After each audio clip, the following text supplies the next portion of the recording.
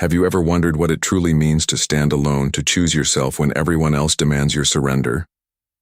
In the heart of a forgotten valley lay a town called Hollow Rock, a place where the wind carried more than dust. It carried old rules, old names, and the weight of tradition heavier than the mountains surrounding it. In the center of that town, on a day no different from the last, a young woman named Isa stood barefoot on the cracked earth of the town square. Her wrists were bound tight behind her, the same wooden post where cattle were once auctioned off now holding her in place. The sun beat down mercilessly, but it wasn't the heat that burned her skin first. It was the sheriff's whip, cutting across her back. What was her crime? She said no to Ezra Pike, the richest trader in the valley, a man old enough to be her father, who offered her family land and livestock in exchange for her hand. No one had ever dared refuse Pike before. But Isa didn't just refuse. She did it loudly, publicly. And in that moment, she didn't just defy a man. She defied the entire system that demanded women be silent, obedient, invisible. Have you ever faced a choice like that? Choosing between the life others have scripted for you and the uncertain path that belongs only to you? Isa chose. And the town, her neighbors, her own family, chose too. They chose shame over love. They chose silence over justice. The sheriff, a man too weary to meet her eyes, announced her punishment. 1 lash for every day she delayed her father's honor, 7 in total.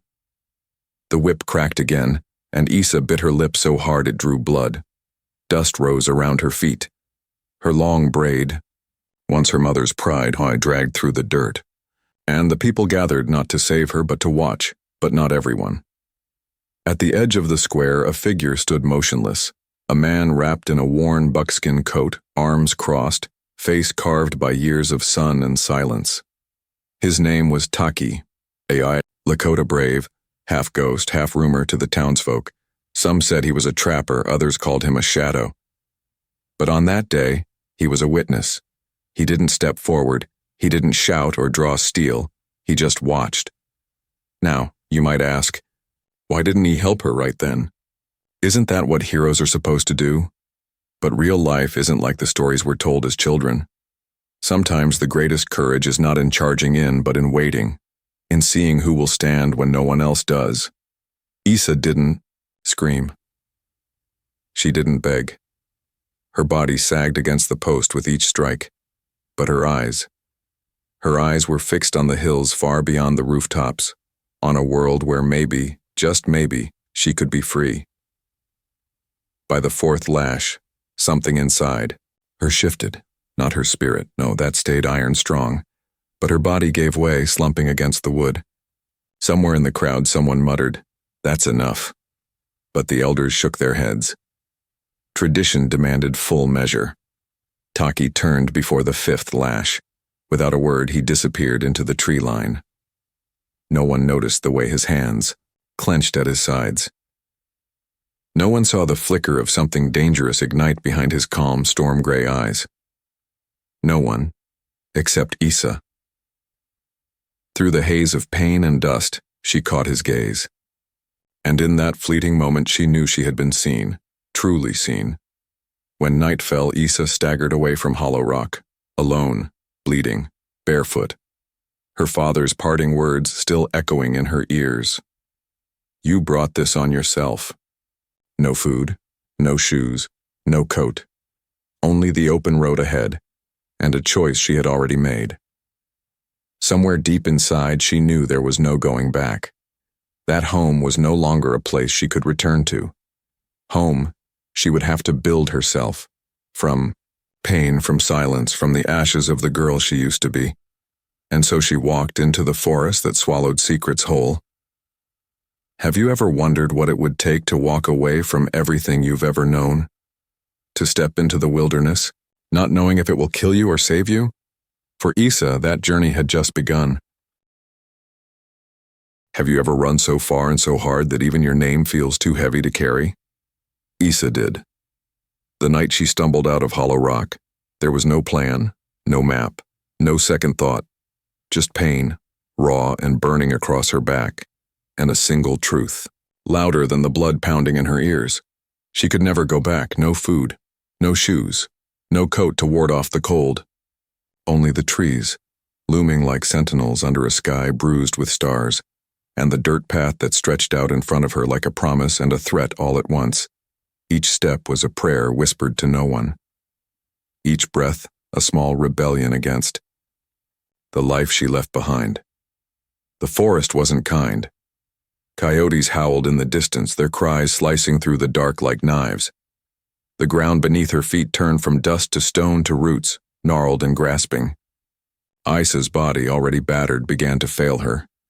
Her legs gave out near a rock face, and she crawled, hands bloodied, breath ragged, into a hollow between the trees. There she pressed her face to the earth and tried to forget her name.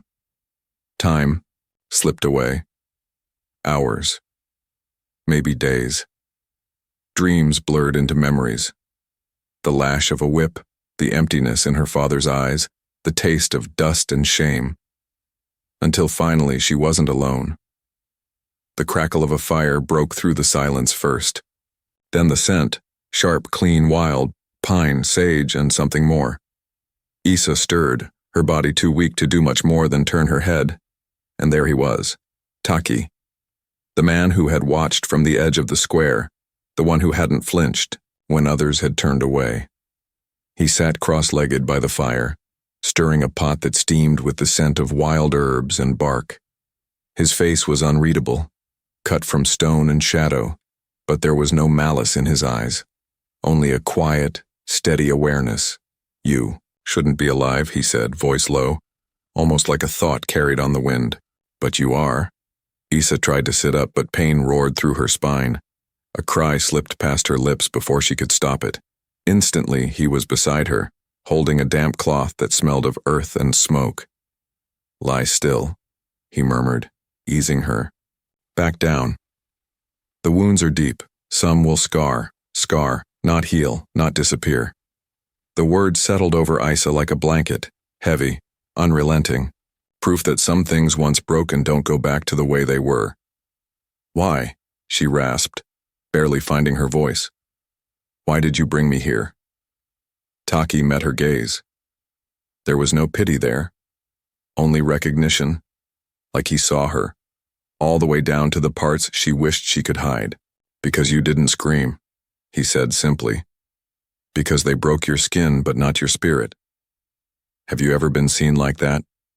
Not for what's happened to you, but for what you refused to lose? Isa looked away, shame and defiance twisting inside her like vines. She didn't know what to say, so she said nothing, and neither did he. Silence stretched between them, not empty, but full. A silence that didn't demand answers or apologies. The kind of silence that says, you're not alone. Where are you going? She asked, her voice smaller now. Taki didn't answer at first. He tended to the fire, stirred the pot. Finally he said, to check the trail. Are they coming? Isa's heart hammered in her chest. They will, he replied, jaw tight. Because men like Pike didn't accept defiance. They erased it. Isa understood that now. She was a stain on their pride and stains. They didn't just scrub them out. They buried them. You should have left me, she whispered. Taki didn't flinch. I don't leave what I've chosen to protect. And those words, those simple, steady words, landed like a stone in her chest. Heavy, unfamiliar. No one had ever said anything like that to her before. Not her father, not her neighbors, not even her mother back when she was still alive. Isa wanted to ask why. Why her? Why stay? How long had he been watching? But something in Taki's stance, in his silence, told her that questions weren't his way, so instead she gave him the only truth she had left. I don't know how to survive out here. He didn't blink. He didn't soften. He just turned toward the trees, his silhouette sharp against the morning light. Then learn. And with that, he disappeared into the forest as quiet as smoke on the wind. Have you ever wondered what it feels like to rebuild yourself? Not the easy way, but the real way, the way that leaves scars and stories behind. In the heart of the wilderness, Isa learned. It wasn't the kind of learning you find in books or hear in sermons. It was slow, brutal, and honest. The kind of learning that strips you bare and asks what you're made of underneath. Taki didn't teach her with words. Words, after all, could lie. But actions told the truth. On. The first morning he handed her a bow. It was too heavy. Her arms trembled just holding it. She missed every target, every time. And each time she failed, Taki would only watch, silent as the trees around them. Have you ever tried something so many times that failure starts to taste familiar? Most people would give up. But Isa couldn't afford to. She had already given. Up her past, her home, her name. All she had left was whatever future she could carve out with her own two hands. She learned how to move through the forest without snapping a single twig. How to listen, really listen, to the wind through the pines, to the subtle shift in bird calls that spoke of danger nearby. She learned to track the quiet signs of deer and rabbit, to gather roots and wild herbs that wouldn't kill her if she ate them. There were no shortcuts, no easy wins. Her hands blistered. Her back ached from sleepless nights on the cold ground. More than once she cried, not from pain, but from the sheer weight of having to start over without a map. And still, she kept going. Taki would demonstrate once, then step back. Never hovering, never correcting. He gave her the freedom to fail, and with that, the freedom to grow. Some days she hated him for it. Other days she understood that it was the kindest thing anyone had ever done for her. Slowly, and it was slow, her body grew stronger. The girl who once collapsed in the dirt now stood steady on tired legs. Her skin toughened, her gaze sharpened, even her silence changed. No longer the silence of defeat, but the quiet of someone learning to listen to herself for the first time. One evening, as the sun burned low and the shadows stretched long across the clearing, Taki pulled a small bundle from his pouch. Inside was a pendant, hand-carved from bone, rough but beautiful, marked with symbols Isa didn't recognize. He held it out to her without ceremony. "What is it?" she asked, voice low. "Your name," he said, "or the one I would give you if you wanted a new one." Isa ran her fingers over the pendant. The edges were uneven, the grooves deep and deliberate. "What does it mean?" Taki met her eyes. "One who walks through fire and lives." Have you ever heard something so simple, so powerful, that it broke something open inside you? Isa closed her eyes, the weight of that name settling into her bones. She wasn't the girl from Hollow Rock anymore, the one tied to a post, the one who bled and bowed but never screamed. She was someone new, someone she was still becoming. From that day she wore the pendant around her neck. It lay against her skin, a quiet reminder that survival wasn't about escaping pain. It was about being forged by it. Her old name, Isa. It burned away with the past. In its place, she accepted the name Taki had given her, Wiaka-Wapi, the woman who rises like stars. And if you think about it, isn't that what we're all trying to do? Rise, even after we've been burned. Down to nothing, even after the world has told us we're finished. Isa learned to hunt, to fight, to heal wounds with moss and patience. But more importantly, she learned not to wait for someone to save her. She wasn't a victim waiting for rescue. She was her own rescue. She was no longer just surviving. She was remaking herself bone by bone, scar by scar, step by step, and the forest, ancient and silent, bore witness to it all. So let me ask you, if you could leave behind the name the world gave you, the one built on limits and expectations, what name would you choose for yourself? What would it mean to rise not because someone pulled you up, but because you found a way to stand on your own? For Wiaka-Wapi, the woman who walked through fire and lived, it meant everything. Have you ever returned to the place where you lost everything, not for revenge, but to prove mostly to yourself there, that you survived it. After weeks, maybe months in the wild, Wikawapi, the woman once called Isa, stood at the edge of the forest looking down at Hollow Rock. The town looked the same as the day she left. The crooked signs swayed in the wind. The dirt square stretched out wide and empty under the noon sun. And somewhere, faint but sharp, the memory of the eye lash still lingered in the dust. But Isa wasn't the same. She wasn't the girl who had crumpled at the post. She wasn't the daughter who had begged silently for her father's mercy and found none. No, she had been broken and burned, and still she had risen. And now she had come back. Not to fight, not to scream, just to be seen. There's a kind of power in showing up as yourself.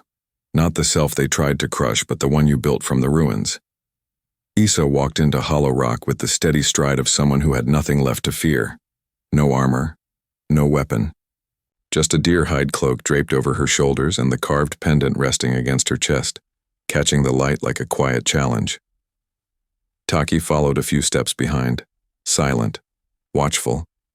He didn't need to walk beside her. His presence alone was enough. As Isa crossed the square, heads turned. The baker's hands froze mid-knead. A woman clutching a basket pulled her child closer. Even the sheriff, the one who had once raised the whip against her back, fell silent, the words dying in his throat. Have you ever felt the kind of silence that isn't empty, but charged, like a storm waiting just beyond the hills? She didn't flinch, didn't slow down. She moved like the earth itself would not betray her. At the general store, she placed a small, weathered satchel on the counter, bundles of dried medicinal roots she had gathered herself. For Martha Whitlow's coughing fits, she said clearly, her voice carrying across the square, and Annie's fever, boil it 3 times daily. The storekeeper nodded, stunned, his hands trembling slightly as he pulled the satchel closer. No words, no questions. Isa turned without waiting for thanks. She passed Pike's office without looking, though she could feel his shadow twitching behind the curtains. The same man who had tried to own her future with land and livestock, now hiding in his own house. Funny how power fades when the people you tried to break refuse to stay broken. By the time she reached the edge of the square, whispers trailed behind her like smoke, children peeking around corners, men exchanging glances, women watching with wide, uncertain eyes, but no one dared speak against her. No one dared stop her. Isn't it strange? How the very people who once demanded your silence will fear the sound of your footsteps when you return standing taller than they ever thought possible? Isa didn't look back. She didn't have to. The weight of their stares was enough. She and Taki returned to the ridge before nightfall, the town's silence following them like a long, trembling breath. "They're afraid," she said, settling by the fire, her fingers tracing the pendant. Her new name, her new life, against her chest. Taki nodded once. Good. But Isa shook her head, a small, almost imperceptible smile playing at the corner of her mouth. "They didn't stop me," she said, "because they can't anymore. It wasn't about revenge. It never was. It wasn't about making them pay for what they had done. It was about standing in the place where she had been broken and refusing to bow. It was about being seen, not as the girl they had tried to silence, but as the woman she had become. Tell me, have you ever had a moment like that? A moment where you realized that you no longer needed their approval, their permission, their apologies. A moment where you understood that survival wasn't enough, that you deserved to be seen, to be known, exactly as you are. For Isa, for Wikawapi, that was the real victory. She wasn't running anymore, she was rising. Have you ever wondered how you'd act when the past comes back? Not with words, but with knives? For Wikawapi, the woman once called Isa, that moment came just before sunrise. She was alone near the river bend, gathering roots the way. Taki had taught her, careful, methodical, listening to the hush of the water and the wind threading through the tall grass. The world around her was quiet, the kind of quiet that only exists when something is about to happen. And then it did. A branch snapped behind her, sharp, deliberate, not the sound of a deer or a stray coyote. No, this was human, intentional. Isa didn't freeze. She didn't run. Instead, she turned, slow, steady, a knife already in hand, blade low and ready. 3 men stepped out from the trees. Their faces were familiar in the worst way. Pike's men, the same ones who had laughed at her pain once, who had watched her be punished and done nothing. Only now they weren't smiling. Now they had come to finish what they started. But Isa was not the girl they had tried to break. The first man lunged, fast and reckless, and Isa sidestepped, her blade slicing across his forearm in a flash of silver. He stumbled back, cursing, blood already darkening his sleeve. The second tried to grab her from behind. Isa dropped her weight, slammed her elbow into his ribs, and twisted free. Pain flared along her back where old wounds had never quite healed, but she ignored it. She had learned that pain was just another kind of noise, one you could choose not to listen to. The third man, the smart one, pulled a pistol. And that's when Taki appeared, as silent as breath on a window. 1 arrow. 1 clean shot, straight through the man's hand. The pistol hit the ground with a thud. The man howled, clutching his wrist. Isa didn't look away. She didn't flinch. She faced them, bloodied, bruised, but unbroken. "Tell Pike," she said, voice low and steady. "Next time he sends men, they won't leave breathing." The injured one spat at her feet, snarling, "You think this ends with you?" Taki stepped forward, calm and certain, the bow still at his side. "It ends when you stop trying to own what was never yours." The men hesitated, exchanging a look that was part fury, part fear. And then they ran, limping, bleeding, dragging each other away into the trees. Isa stood there for a long moment, breathing hard, knife still gripped tight in her hand. Not out of fear, but out of memory. Out of everything she had once been, and everything she had chosen to become. She sheathed the knife, wiped her palms clean, and walked to the river. There, she knelt by the water, rinsing the blood from her skin, watching it swirl downstream like the last remnants of the girl she used to be. Taki stood a few paces behind, saying nothing. He didn't need to. His silence had always said more than words ever could. "I didn't think I'd ever be able to fight again," Isa said quietly, almost to herself. "But you did," Taki replied. "Not because I'm brave," she added, voice soft. "Because I had no choice." Taki moved closer, kneeling beside her, his reflection joining hers in the water. "Bravery," he said, "is doing it anyway." And Isa looked into the river and saw herself. Not the frightened girl tied to a post, not the runaway limping through the trees, but the woman who stood her ground, who fought back, who lived. You see, it's not about never being afraid. It's about not letting fear decide who you become. She knew then that Pike might come again, that men like him always did. But so would she. She wouldn't run. She wouldn't hide. She would stand. And this time, she wouldn't be standing alone. Let me ask you, if your past came knocking, demanding you be who you used to be, would you have the strength to answer as the person you've become? For Wikawapi, there was no more running, only rising. Have you ever thought about what it really means to leave a legacy? Not written in books or carved on statues, but etched quietly into the land, into memory, into the lives of those who come after you? After the dust of hollow rock settled, and the old fears crumbled like dry leaves underfoot, Isa and Taki, or as she was now known, Wikawapi, disappeared into the wilderness. They didn't chase revenge. They didn't look back. Instead, they built. Deep between the birch and pine, where the trees grew older and the sky stretched wider, they raised a home from the earth itself, clay walls shaped by calloused hands, a roof that creaked under snow but held fast against the storms. There was no blueprint, no grand plan, just patience, muscle, and a shared understanding that some things, the best things, are made slowly. Their life was simple. The kind of simple that most people today would call hard. The kind that demands your respect every day, for the land, for the water, for each other. But it was theirs. Entirely. Stubbornly theirs. Over time, stories began to drift back to Hollow Rock. Stories of a woman who walked like the earth carried her secrets, who knew the language of rivers and birds, a woman who was not owned, not silenced, not broken. Travelers who wandered too deep into the woods sometimes found gifts left behind, bundles of sage tied with thin leather, small carved pendants, herbs dried and carefully wrapped.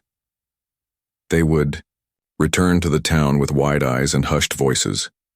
"She doesn't walk like other women," one child once said. "She walks like the ground won't betray her." And no one laughed, because Hollow Rock had changed. The sheriff retired. The old whipping post disappeared one night, burned to ashes under a moonless sky. Ezra Pike's land was sold off after his sudden, quiet departure, his name a whisper no one dared speak too loudly. But Isa, or whatever her name had become, never returned to live among them. She didn't need to. Her justice hadn't been loud.